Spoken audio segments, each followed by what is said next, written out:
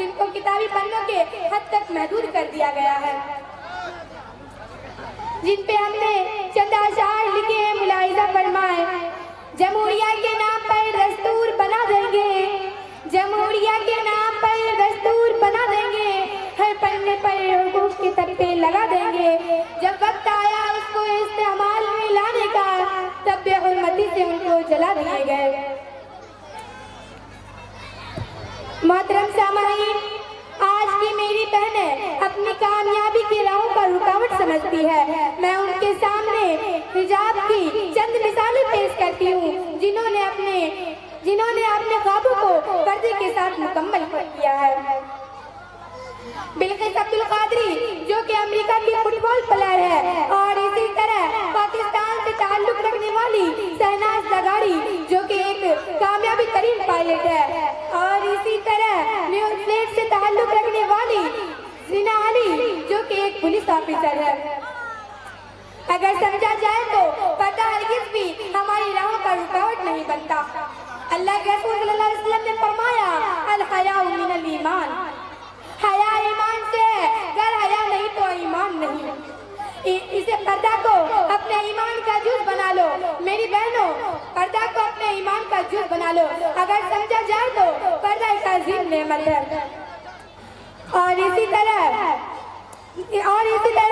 अल्लाह के नबी फरमाते हैं कि पर्दा को अपने ईमान का जुज़ बना लो। पर्दा एक मुस्तकिल इबादत है।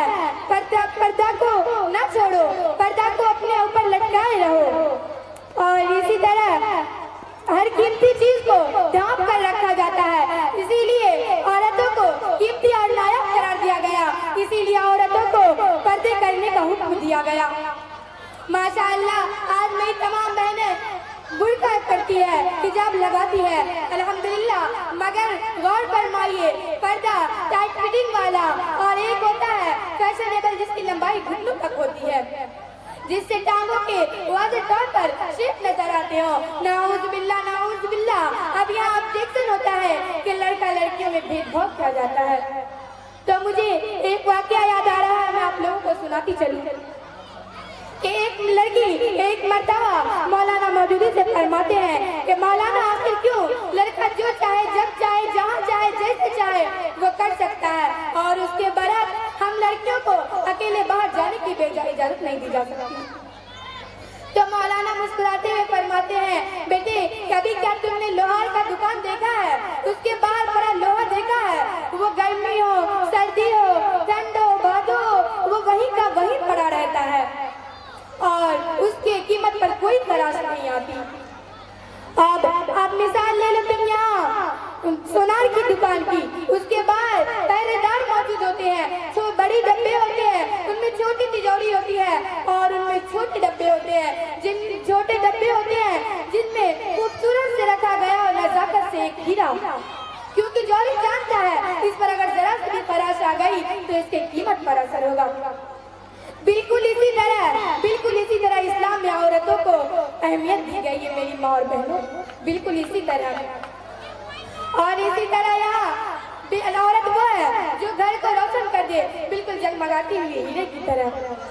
मेरी माँ और बहनों, अगर आपको पर्दे से मोहब्बत हो गई हो, पर्दे को कभी आप पहला नजर नहीं आएगा, पर्दे आपको अच्छे लगने लगे होगे तो आपको कभी पर्दा पहला नजर नहीं आएगा। मेरी माँ और बहनों, अपने ऊपर पर्दे को लटका लो, पर्दा एक अजीम नेमत है। और मैंने एक शायर जिसमें मैं बोलती हूँ, जिसमें मैंने हिजाब की अहमियत बताने की कोशिश की है। अहमियत क्या बताऊँ मैं तुम्हें पर्दे की, अहमियत क्या बताऊँ मैं तुम्हें पर्दे की, जिससे बढ़ती है रौनक चेहरे की। और पर्दा करते रहो, ये तुम्हें बचाएगा हर आने वाले सैलाब से। अब मैं इसी चंद बातों में अपनी तकरीर को खत्म करती हूँ। वाखिर दावाना अल्हम्दुलिल्लाहि रब्बिल आलमीन।